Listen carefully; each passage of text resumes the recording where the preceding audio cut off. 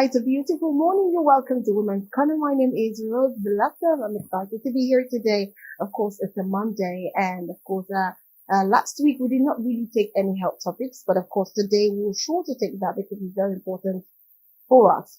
Anyways, like I said, this is all around from 11 a.m. to 12 noon, and of course, it's for women. We try to empower, educate, inform women about what needs to be done, and of course, things and how they can go about things from their day-to-day life and experiences. And yes, we're streaming live on YouTube at Galaxy TV News, and of course, we have all the YouTube channels at Galaxy TV Comedy, Galaxy TV Entertainment, and we have Galaxy TV Vibes.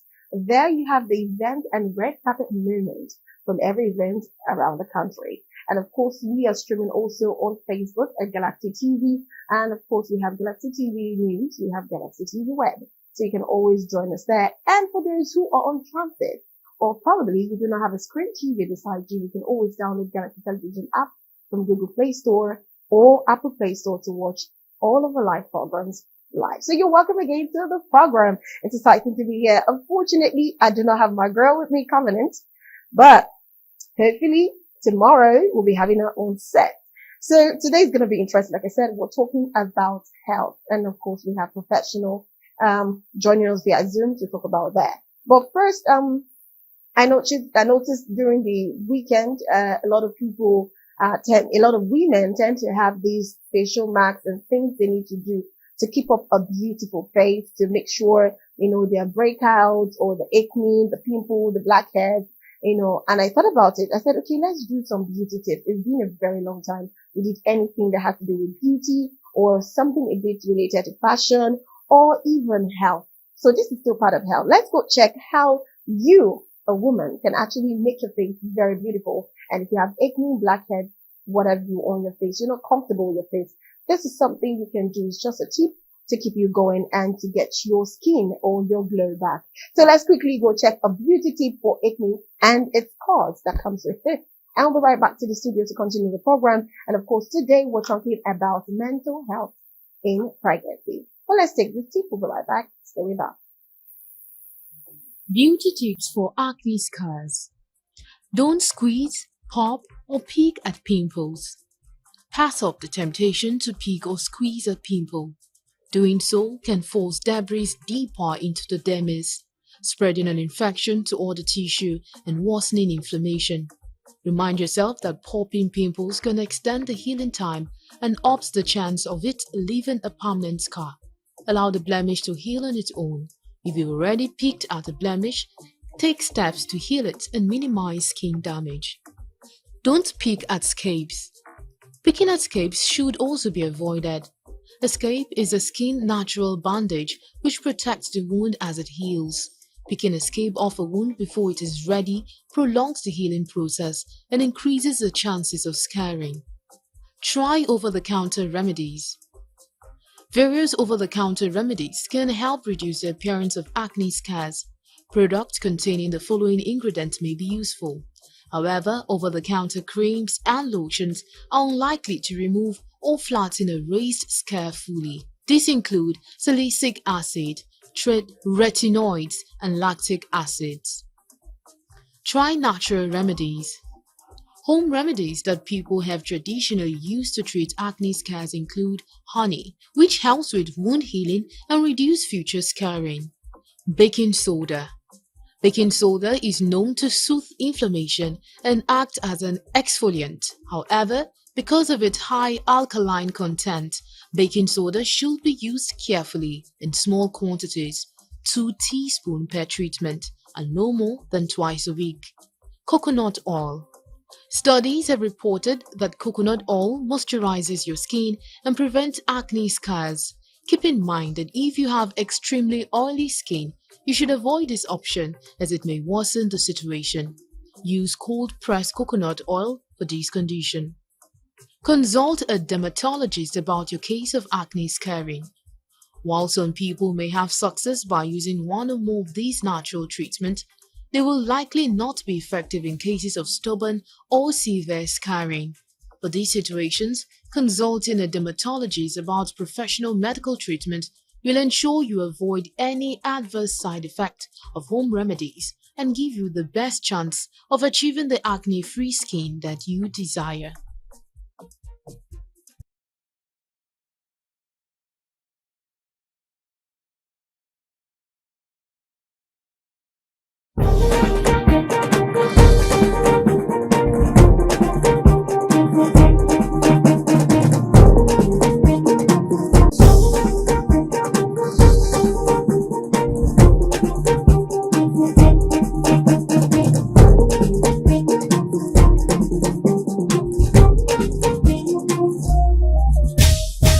Right, you welcome back to Women's Corner. Of course, like I said, that is the amazing tip you can do, or you can go by to actually beautify yourself, especially for acne and its cause. That's the scar that comes with it.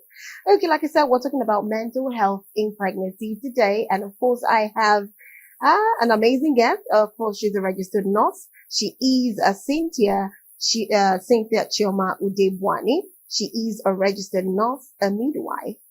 She's also an outreach facilitator with Life Impact Foundation. She is a community administrator at Pregnancy Support Foundation, a program manager with Teens Challenge, a teacher, a mentor, education advocate, a youth empowerment advocate also. Can we have Chioma Cynthia Udebwani on the screen? Good morning.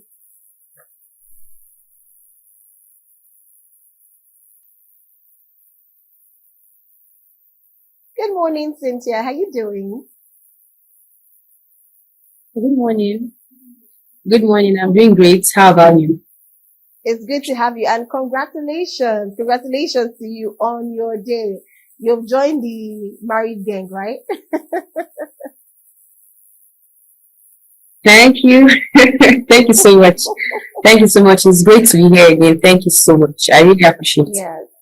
Thank you so much, you also, for joining. Okay, today we're talking about mental health in pregnancy, and definitely, my first question is, how do you think, okay, I was trying to talk to some persons online, and I realized that, sometimes it's a bit difficult for a woman to be able to place herself in that position of knowing she's going to get pregnant and probably out of shape, out of shape, out of beauty, even in color.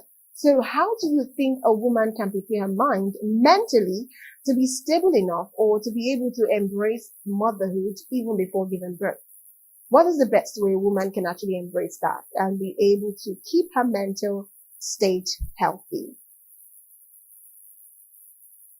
So while we're still waiting for her, I know a lot of people are resuming from school rather, as of last week. And, going about, I noticed some students did not even resume as of last week. So we'll be resuming this week.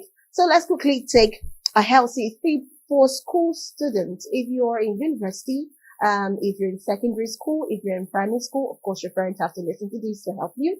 And of course, this is one thing that is very important because now is January. And I know the money is not so much out there because we spent a lot December and New Year, but you can still stay healthy at a very affordable cost. So this is a healthy tip for school students and of course to remain healthy while going to school and still studying because trust me, the food you take in is what helps you to be able to assimilate those books, to be able to retain them, to memorize them. And when it's time for examination or test, you pour it out pretty well. So let's quickly watch this healthy tips for school students. I'll be right back to the studio. But really, we have Cynthia join us by then, and we'll continue talking about mental health and pregnancy. Stay with us. We'll be right back.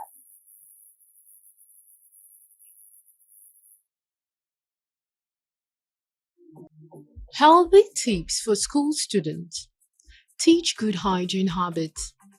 Some practices such as hand washing, using hand sanitizers, and following protocols during illness can ensure your child's wellness. Think of it as the car's handbrake against sudden health challenges. The most efficient method to prevent spreading germs is through proper hand washing. Encourage your children to sing the alphabet or the happy birthday song from start to finish while washing their hands to make sure that they spend an adequate amount of time on this task. Provide healthy meals. Offer your kids a range of healthy meals options, including a nutritious breakfast. Students who eat breakfast are more attentive during class compared to those who skip it. Compared to a fueling car, Just as high quality fuel is required for optimal performance, a nutritious diet is essential for your child's health and academic success. Prioritize a breakfast packed with protein and complex carbohydrate to jumpstart their day. Stay hydrated. Ensuring your kids stay hydrated with healthy beverage choices such as water and milk brings many benefits. Think of water as the oil that keeps the body engine running smoothly. Proper hydration helps prevent fatigues, enhances mood, aids digestion and maintenance, and improves brain function.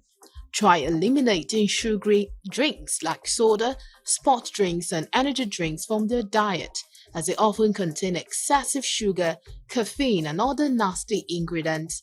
Too much caffeine can lead to increased heart rate, elevated blood pressure, disrupted sleep, and feelings of nervousness and irritability.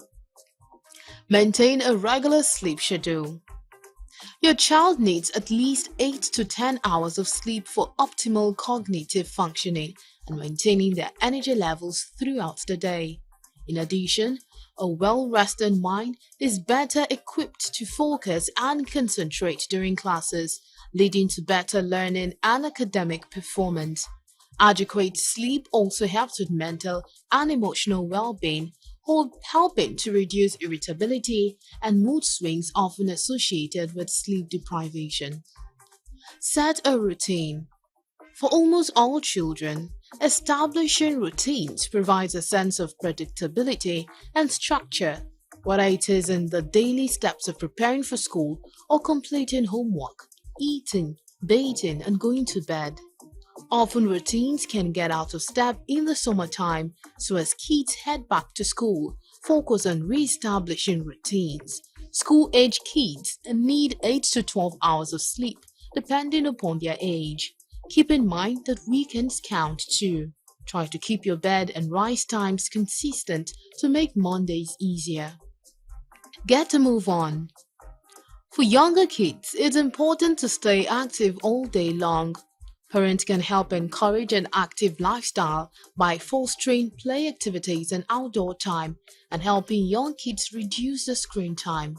Most of these activity should include walking, running, and other ways to make the heart beat faster. Kids should do muscle strengthening activities like climbing or bodyweight exercises 3 times per week and bone strengthening movements such as jumping and running at least 3 days a week. Tune into your child's mental health. Let your child know it's okay to talk with you about how they are feeling. Some children may avoid talking about touchy subjects. They may feel like they will be judged, lectured, or punished. Remind your child that they can tell you anything. Point out that these conversations will take place in a judgment-free zone and really listen to what your child is saying. Look for any changes in behavior that worry you or any signs of anxiety, depression, or other serious risk.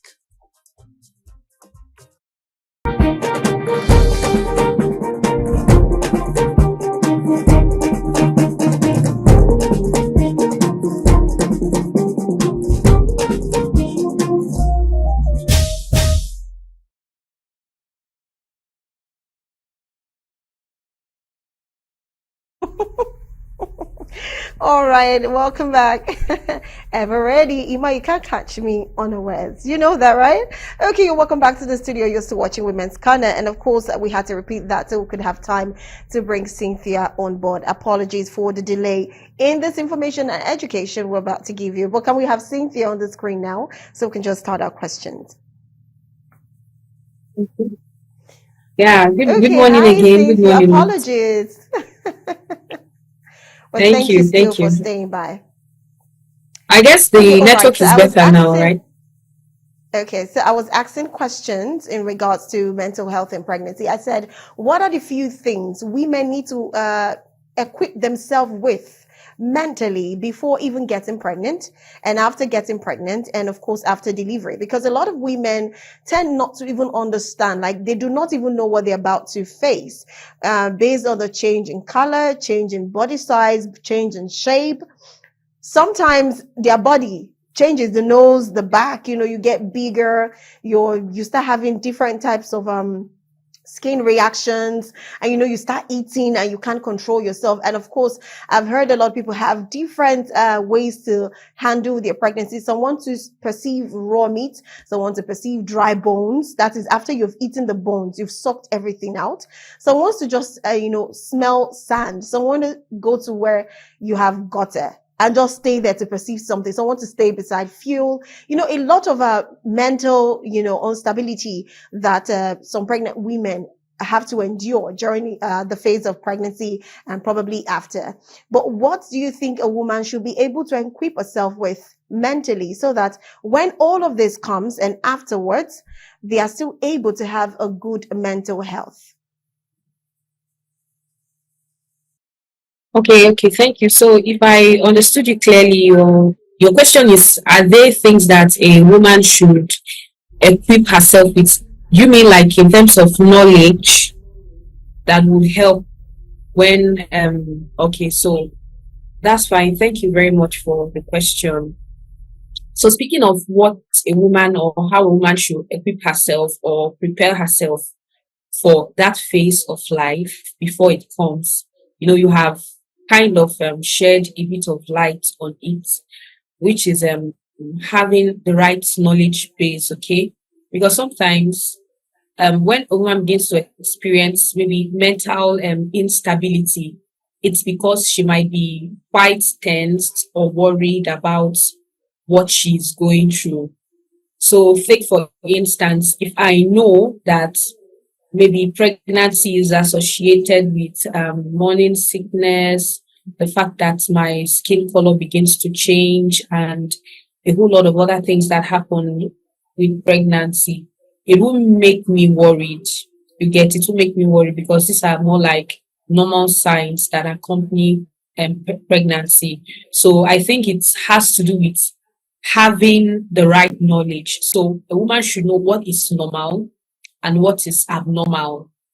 Okay, so that the normal things will not make you to begin to feel tensed, and then you will now put yourself in a state where you are over worried or over bothered, and then you start having or creating complications for yourself from there. But if you know that these are normal signs of pregnancy, then it's very, very okay, because you have prepared yourself beforehand, so that in case you experience them, you know that, okay, this is within what is called normal. Now, another thing I would like to point out is that, no two pregnancies are actually the same. Some women, they, go through pregnancy and it's almost as if they are not pregnant. You see them even glowing instead of, the normal, or will I say what you find in majority of the population, like darker skin or changes in, pigmentation at certain areas of their body, their face, back, nose, and the rest of it. But for some women in some pregnancies, you find out that they are even glowing instead of having those skin changes. So all these things are things that when a woman knows, then she can better be prepared for the challenges that comes with pregnancy. Now, the second thing I want to point out is that you cannot do without, registering early and promptly for your antenatal. Because when you go for antenatal, it affords you the opportunity to also learn. You will see some women saying things like, okay, this is not even my first pregnancy. I've been pregnant, I've had several babies before this one, or, I have my mom or my, maybe a caregiver around me, so I don't need to register in the hospital. That's like a very, very bad mindset to go with. Okay. So I'm advising every woman out there watching this, ensure that you register promptly for your antenatal. As much as you read materials online or speak to people about pregnancy, it is also very, very important that you get registered with in a very good hospital, so that you get professional advice and professional care during pregnancy. And then another thing I would like to point out is that the routine drugs, those drugs that they are being given at the hospital, they are very, very important.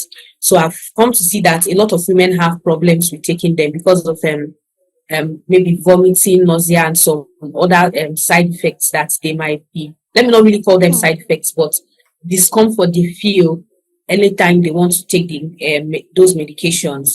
Now, one thing you know is that, most especially folic acid and the blood tonic you're being given, the fesolate, that's a ferrous sulfate that contains or that helps build your blood. It is very important because it helps build your blood.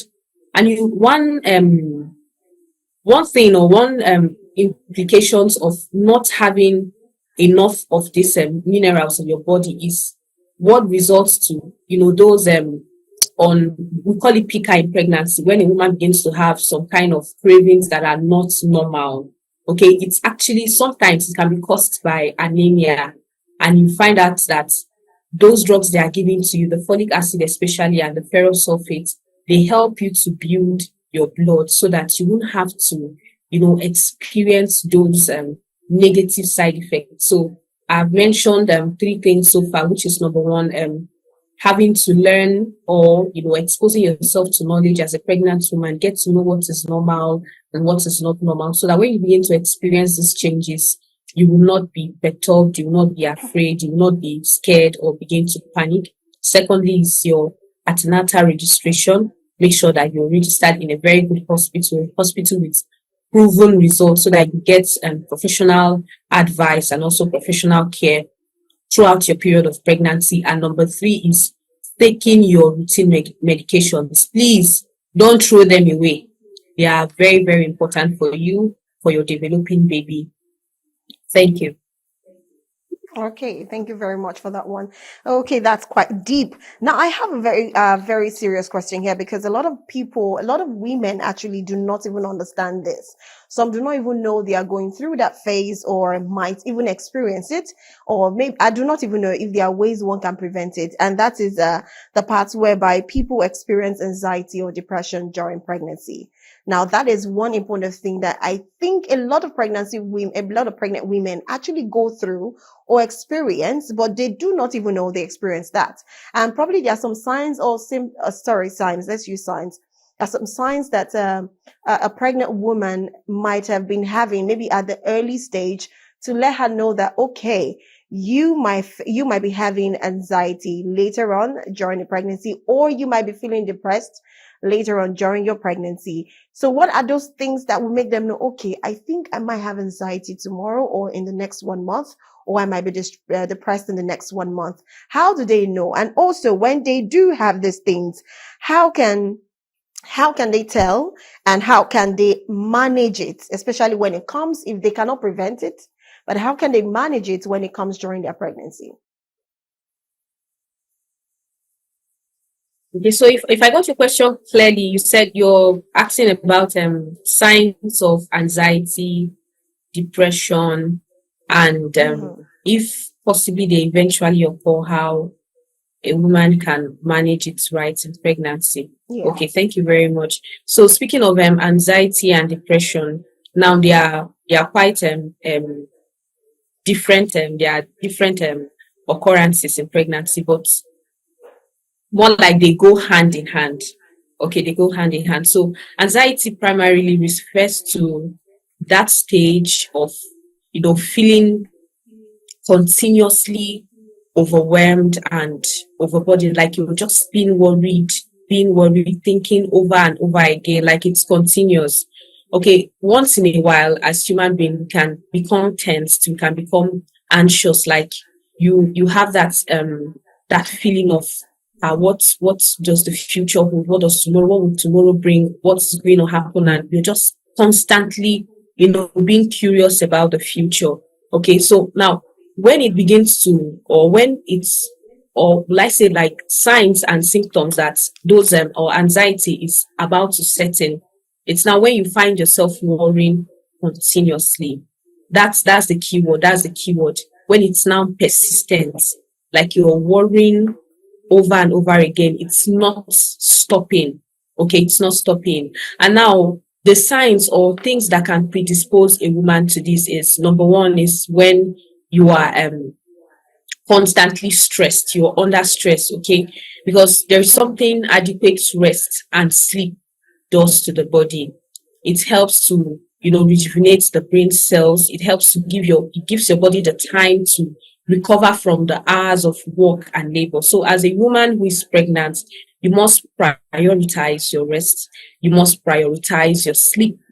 I know that pregnancy can come with a number of disturbances, hormonal changes, and changes in different systems and aspects of your body. But one thing you must not trade is what your sleep and your rest. If you're working in a firm or an organization where it is possible to get flexible shifts and work rotation for that period where you're pregnant, when you begin to feel that you're stressed or you're feeling that tension, you can ask for a reduction in the amount of time where when you are coming to work, so that you have ample time to rest and to sleep. And secondly is that another symptom that one can begin to feel is usually in pregnancy there's changes in the what we call the basic metabolic rates, the basal metabolic rate or the metabolism. Because of increased metabolism, a woman's heart can her heartbeat increases in pregnancy. Okay, but there is an extent to which it increases and then it becomes a problem. So when you are having what we call palpitations or excessive increase in the number of times your heart beats in a minute, it can also be an indication that you are anxious or that you're setting yourself up for anxiety. Then another thing again is for depression, you can have symptoms like feeling helpless, feeling hopeless, feeling sad, moody most of the time, and not having pleasure in the activities that you usually used to find pleasurable before. This can be indications of that depression is about to set in, and that also anxiety is about to set in. So like I mentioned earlier, if eventually these things happen, what you can do as a pregnant woman or a nursing mother to help is that make sure you to help yourself is to ask for help. It's quite unfortunate that we are in a part of the world where when women, there's this kind of expectation that the society places on women. Maybe when you begin to complain that maybe the work on you is too much and you need help and assistance, you can have people who will judge you that you are lazy or that, you don't know what you are doing. Is it not your mom, did she not give birth to you and your other siblings? Did she complain like this? Forgetting that, the times are changing. The time where we are is changing. The situation where we find ourselves in is changing. The role that, there's a lot of role, merging of roles for both genders. They are not as distinct as they used to be before. So this or the situation or the society where we find ourselves can make women to shy away from asking for help. But the truth of the matter is that if you bottle these things up, two things can happen. It's either you manage and you struggle and then you come out of it, or you can just keep deteriorating in that state. So it will not do you harm or it will not do you bad to actually ask for help. If you ask for help and you are being shunned by your family members, communicate to that close friend or you start looking out for support groups. Of course, there are a lot of them online, even in the hospital area. There are support groups where women, come together and they can come together to encourage themselves. So one thing a woman can do at that particular time is to ask for help. Because what seeking help will do for you is to find out the level of that depression or how bad that anxiety is. If it's still at, the very minimal level, you will still get the same advice from your practitioner, your general practitioner, or your obstetrician to just rest more, eat more healthily, get someone to assist you with house chores so that you get to rest more. But if it has gone beyond, a stage where it can be managed by, those non-pharmacological means, then you can begin to now prescribe drugs for you to help control that anxiety and that depression. Thank you very much.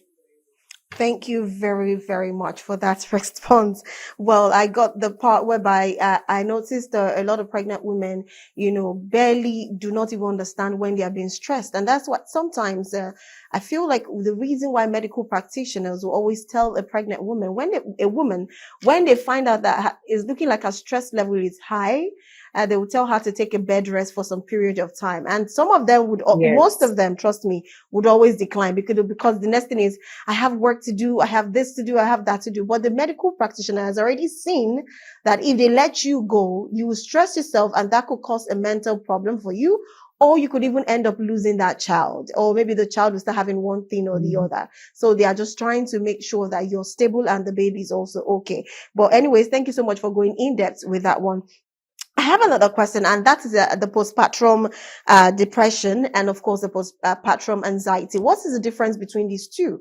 Because a lot of people do not even know the difference between uh, a PTD for depression and, of course, a PTA.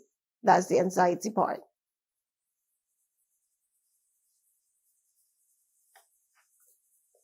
So Okay. what's the Okay. difference between the Between postpartum depression and the postpartum anxiety in pregnancy? anxiety. All right. Okay. Thank you. Thank you so much for that question. So Mm. it's still we still come from the angle of depression and anxiety. Okay. But the common ground now, the similarity between both of them is that the fact that it is postpartum. So it occurs after a woman must have delivered or after a woman must have given birth. Okay. Now, the that's on the ground of similarities. That's what makes them similar. Now, the difference now is just by introducing how I differentiated anxiety from depression. Okay, so anxiety and depression, they usually go hand in hand, but you find out that anxiety is more like the forerunner. Yes, anxiety will usually present first, and like I said earlier, you signs or the common signs of anxiety is that consistent and persistent worry. You are just worrying, you are just being bothered continuously and persistently. Now, when anxiety is unchecked, you are worrying and it's not stopping, then it can now graduate and progress into depression because you have worried and worried and worried, and then, it's as if nothing can be done about it. Then um that woman can now begin to feel signs of helplessness, like she feels helpless, she feels hopeless, like as if there is nothing that can be done to help her. And then she begins to deteriorate in terms of her being attached to the her present environment or her physical space. So you can see someone just stay, and then all of a sudden she's detached, she's into herself. She's trying to separate herself from other people. Second, another thing again is that you now begin to feel uninterested, like a decreased level of interest in activities. You understand? If it's someone that usually will find reading pleasurable, or maybe seeing a movie pleasurable, or maybe going out with friends, find out that those activities will now begin to, feel very burdensome for that person, and the person will not even want to engage in them anymore. So the basic difference is that anxiety or postpartum anxiety is more like they go hand in hand somehow, but anxiety is more like postpartum anxiety is more like a uh a more subtle, like a subtle level. So it starts first by the person being concerned, worried persistently, consistently. And if anxiety is unchecked, then it gradually develops into depression, where you now have more, advanced symptoms like helplessness, hopelessness, continuous sadness, and separation from one's environment, and loss of interest in activities. So the common ground is that these things occur after a woman must have given birth to her baby, after delivery. That's why it has that clause postpartum attached to it. So it occurs after delivery. I don't know if that's clear. Thank you very much. Thank you very much. That's quite clear and well understood. Anyways, our time is already running so very fast and we cannot take any more questions because our time is already fast spent. But I really do appreciate you. I have one more question, but I'm sure there's a lot to actually understand when it comes to mental health in pregnancy. So there's going to definitely be a part two when I bring you on to talk about mental health in pregnancy, because I have questions like the signs of PTSD during pregnancy, how you can manage it, and some of the how to put it, some of the traumatic experience that people usually have, pregnant women usually have, and how they can deal with it, and when is the perfect time for you to always speak to your, healthcare provider. But we cannot answer those questions, so I have to let you go because of our time. But it was very educative speaking with you. I really enjoyed the program, and I want to say thank you so much. I really do appreciate your time with us, and from all of us at Galactic TV, we say thank you so much, and we do love you. We appreciate you. Thank you, Cynthia. I hope you enjoy the program. Yes, I did. Thank you so much for having me. I look forward to coming in as soon as possible so that we'll trash out the question and other areas that we've not been able to touch. So thank you very much for having me. Thank you very much. All right.